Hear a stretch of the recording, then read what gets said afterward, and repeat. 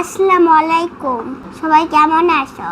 আমি রাইসা ইলিশ মাছের দোকান নিয়ে বসেছি। তোমরা কি এখন ইলিশ খেতে পারতেছো? এখন তো ইলিশ আর কোথাও যায় না। এখন কি তোমরা কিনতে পারো? এখন কি সবাই ইলিশ খেতে পায়? ইলিশ কি আর ফ্রিজে রাখা হয় না? ইলিশ কি আর মজুত হয় না?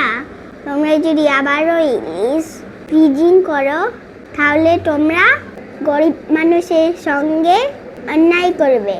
কারণ দেশের অনেক মানুষ আছে যারা ইলিশের ঘ্রাণ ভুলে গেছে, হয়তোবা তাদের জন্য হলেও ইলিশের দাম কম রাখা উচিত।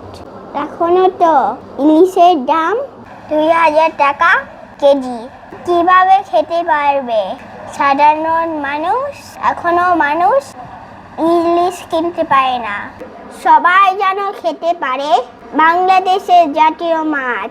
আমরা চাই আর কেউ জাতীয় মাছ পাঙ্গাস বলবে না। গর্বের সাথে বলবে আমার জাতীয় মাছ ইলিশ।